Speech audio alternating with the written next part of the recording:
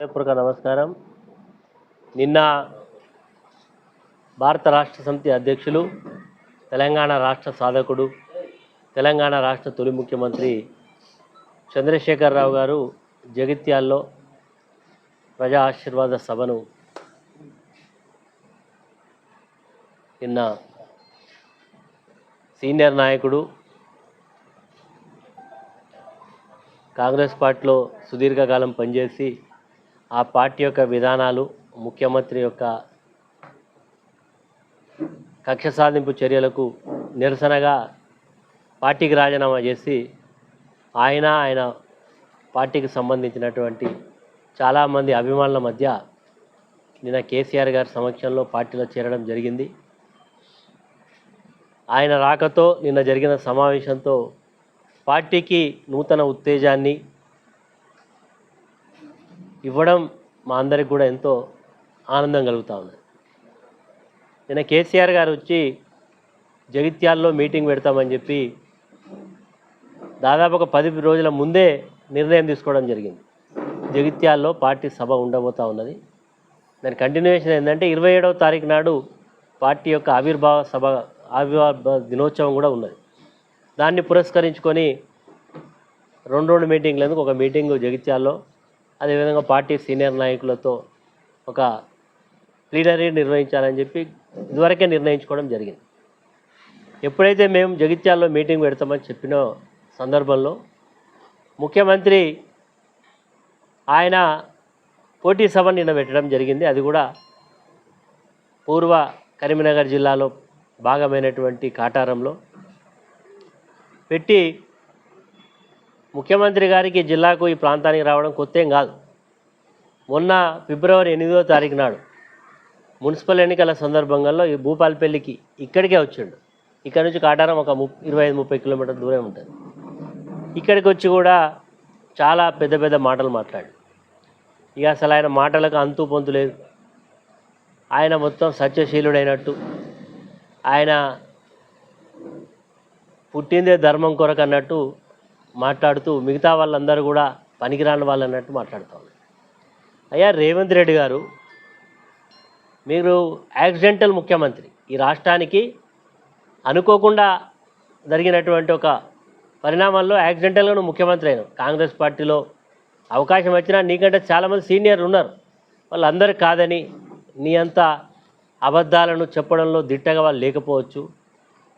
నీలాగా చెప్పుకుంటా తొక్కుకుంటా వచ్చిన నీలాగా తొక్కుకుంటూ వచ్చే స్వభావం లేకపోవచ్చు. కాబట్టి నువ్వు ముఖ్యమంత్రి అయి ఉండొచ్చు. ముఖ్యమంత్రి అయితే ముఖ్యమంత్రి యొక్క బాధ్యత ఏంది? ముఖ్యమంత్రి పదవి వచ్చినప్పుడు ప్రజలకు వాగ్దానాలు చేసి ఆ రోజు 6 గ్యారెంటీలు 420 హామీలు ఇచ్చి ప్రజలకు ఒక విశ్వాసం కలిగిస్తే ఈరోజు ప్రజలు మిమ్మల్ని నమ్మి ఓట్లేసినందుకు మీరు చేయాల్సిన పని ఏంది? హామీలు అమలు చేయాలి. గత ప్రభుత్వానికంటే భిన్నంగా నీ యొక్క పరిపాలన ఉండాలి. నీ యొక్క మార్కు ఈరోజు రాష్ట్ర ప్రజల మీద కనబడాలి. ఏముంది నీ యొక్క మార్కు? ఏం మార్క్ అంటే, కేసీఆర్ గారు ముఖ్యమంత్రి ఉన్నప్పుడు యాసంగి నాట్లేసే కంటే ముందు పైసలు పడేది. నువ్వు వచ్చినాక ఏమైందంటే ఫిబ్రవరిలో ఇక్కడికి వచ్చి చెప్పిండు, ఎలక్షన్లు కాగానే నీకు రేపే పడతాయి రైతు బంధు పైసలు అన్నాడు. మొన్న ఒక్కొక్క ఎకరానికి వేసిండు 6,000 రూపాయలు. ఇక మళ్ళీ నిన్న మీటింగ్ పెట్టిండు. నేను అనుకున్నా నిన్న మీటింగ్తో మొత్తం అందరికీ ఎత్తడం అనుకుంటే మళ్ళీ నిన్న 2,000 కోట్ల రూపాయల చిల్లర వేస్తా అని చెప్తాను.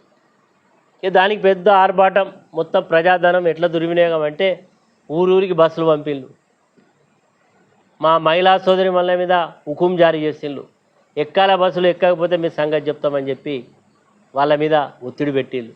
కానీ మొత్తం కూడా బస్సులలో ఎక్కిన జనం చూస్తే పెద్దగా ఆసక్తి ఎవరు చూపెట్టలే. ముఖ్యమంత్రి ఎంతసేపు జోష్గా ఎంత గట్టిగా మాట్లాడినా ప్రతిస్పందన వస్తలేదు. అయిపోయింది. ముఖ్యమంత్రి పట్ల, ఈ ప్రభుత్వం యొక్క పనితీరు పట్ల ప్రజలకు విశ్వాసం అనేది పూర్తిగా పోయింది. కాబట్టే ఈరోజు చాలా గట్టిగా చెప్తా ఉన్నాడు, ఇచ్చినటువంటి పరిపాలన సమయాన్ని చక్కగా పరిపాలన చేయకుండా వచ్చేది వచ్చేది నేనే అంటే నువ్వు అనుకొని నేను అనుకుంటా కాదు, ప్రజలు అనుకోవాలి. ఈ ముఖ్యమంత్రి మళ్ళీ వస్తే బాగుంటుందా, బాగుంటుందా అని ప్రజల ఆలోచన. ప్రజలు ఇప్పటికే నిర్ణయం అయిపోయిండు, రేవంత్ రెడ్డి పోవాలి, కేసీఆర్ రావాలి, రేవంత్ రెడ్డి వద్దు, కేసీఆరే మాకు ముద్దు అనే నినాదం ఇప్పుడు ప్రజల్లో చర్చ జరుగుతూ ఉన్నది. ఎందుకంటే కేసీఆర్ గారు ఉన్నప్పుడు మాత్రమే ప్రజలకు కావాల్సినటువంటి అవసరాలు తీర్చిండు. ఈరోజు తాగునీటి సమస్య కావచ్చు, సాగునీటి సమస్య కావచ్చు, ఎకరానికి రైతు బంధు ప్రతి 2 విడతలుగా నాట్ల కంటే ముందు ఇవ్వడం కావచ్చు, ఈరోజు మారుమూల ప్రాంతాలు అభివృద్ధి చెందడంలో కావచ్చు, 24 గంటల కరెంట్ ఇవ్వడంలో కావచ్చు, సకాలంలో ఎరువులు ఇవ్వడం కావచ్చు, వడ్ల కొనుగోలు కేంద్రాలు ఏర్పాటు చేసి వడ్లను కొనుగోలు చేయడం కావచ్చు, 1 కాదు 2 కాదు ఎన్నో కార్యక్రమాలు కేసీఆర్ గారి హయాంలో జరిగినాయి. కాబట్టి ప్రజలందరూ కూడా మళ్ళీ కేసీఆరే రావాలి, ఈ ప్రభుత్వం పోవాలి అనేటువంటి మాట చెప్పే సందర్భాన్ని రేవంత్ రెడ్డి గారు ఆయన జూబ్లీహిల్స్లో కూర్చొని, ఆయన ఇంట్లో కూర్చొని ఆయన భజనా పరులు చెప్పే మాటలు విని అంతా బాగుందనుకుంటే మేము చేయగలిగింది ఏం లేదు.